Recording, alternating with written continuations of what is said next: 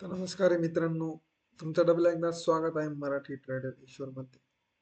तर मित्रांनो, आता आपण काय की 2026 मध्ये नववर्षाच्या निमित्ताने आता तुम्हाला कन्सिस्टन्सी डिसिप्लिननी काय तर तुम्हाला व्हिडिओ दिसत राहणार आहे आणि कंटिन्यू तुमच्यासाठी तुमचा स्वतः भाऊ ईश्वर अडके, मराठी ट्रेडर ईश्वर तुमच्यासोबत राहणार आहे.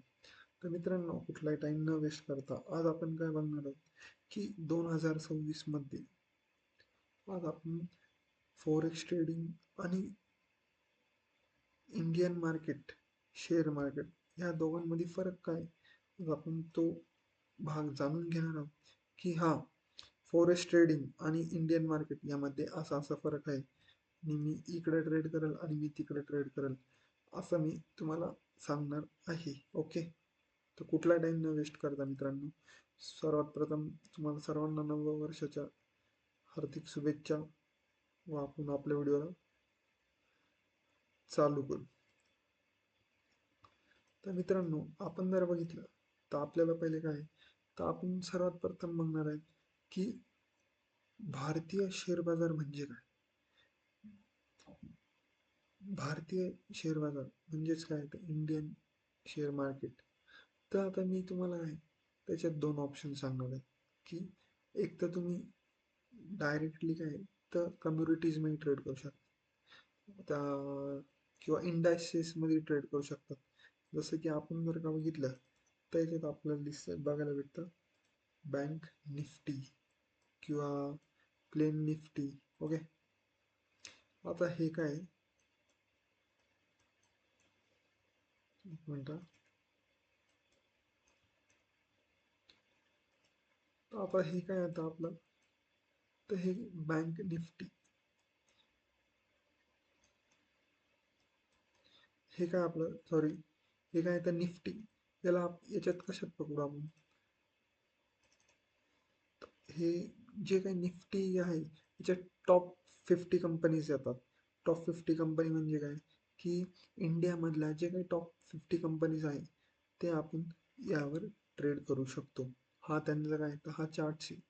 मग आपल्याला काय करायचं आहे का, हे पूर्ण 50 ज्या कंपन्या याच्यात येतात तर त्याचं ॲनालिसिस करून आपल्याला याच्यात शेअर घ्यायचे किंवा शेअर विकायचे का.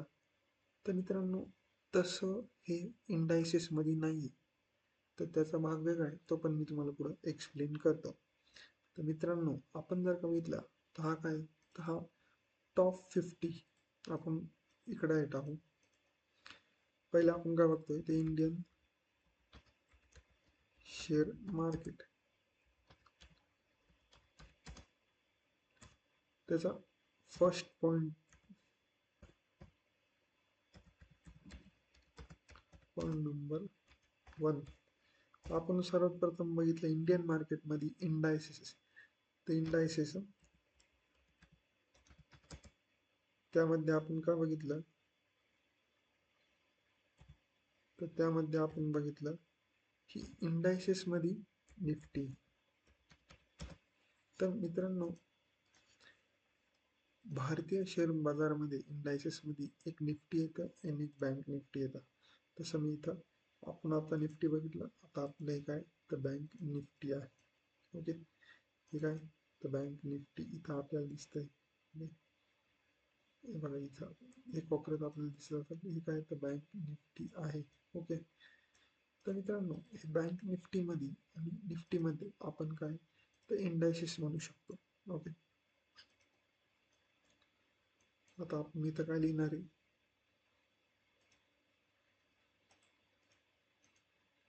की नेक्स्ट आपण बघितलंय इंडायसेस मध्ये सेकंड इंडायसेस, ते म्हणजे बँक निफ्टी. तर मित्रांनो, पहिले एक लक्षात घ्या की आपण जे काही आहोत, बरोबर, आपण या निफ्टीमध्ये पण ट्रेड करू शकतो आणि या बँक निफ्टीमध्ये पण ट्रेड करू शकतो. म्हणजे मी यांना काय एक स्क्वेअर करतो आणि यांना काय आपण ग्रीन कलरचं चिन्ह देऊ. ग्रीन म्हणण्यापेक्षा नाही तर आपण त्यांना एक करू पिंक. जर आपण हे जे पिन केलेलं आहे तर त्यांना काय आपण ट्रेड करू शकतो. जे काही जे काही निफ्टी त्याच्यात काय असतं, तर टॉप 50 कंपनीज. काय? Top 50 companies. ओके.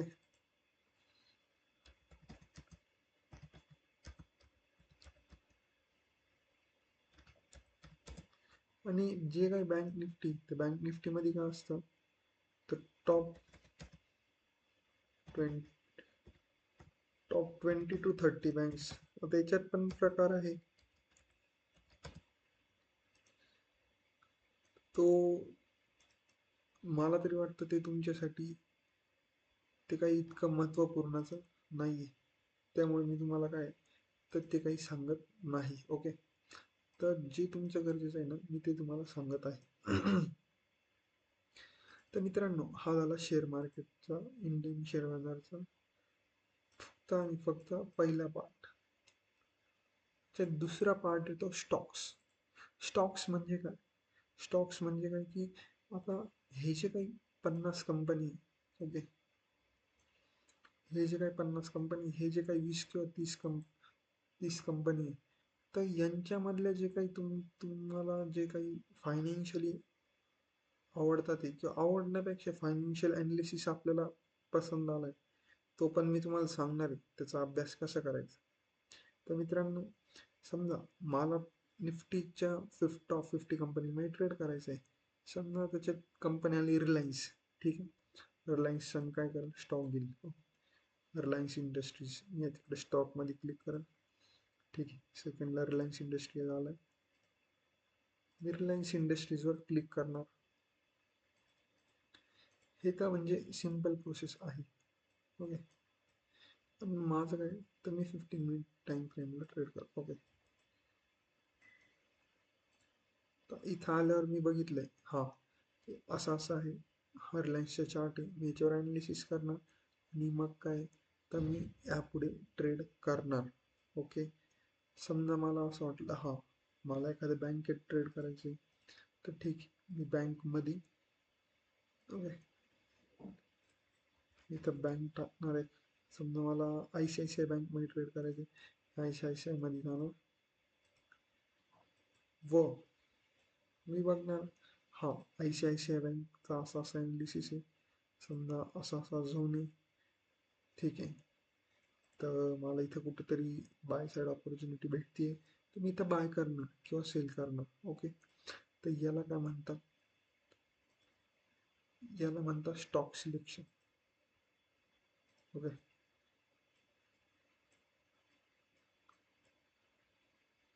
हा तुमचा झाला शेअर मार्केटचा जो काही पार्ट आहे. हा तो आपला आला सेकंड पार्ट. कशात? एक मिनिट.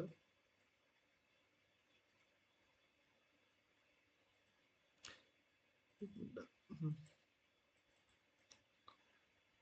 हा आपला आला इंडियन शेअर मार्केटचा second part. Indian share market second part काय आहे, तर स्टॉक्स.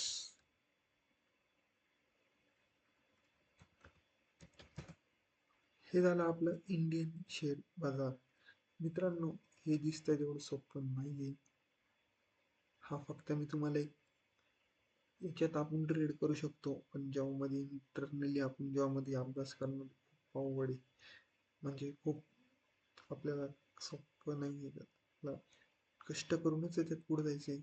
आणि नेक्स्ट व्हिडिओमध्ये आपण काय बघू, तर आपण नेक्स्ट व्हिडिओमध्ये बघू की फॉरेक्स मार्केट म्हणजे काय.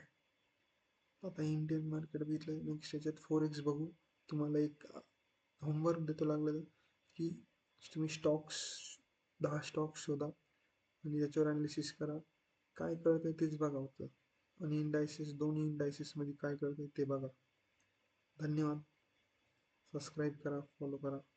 थँक्यू.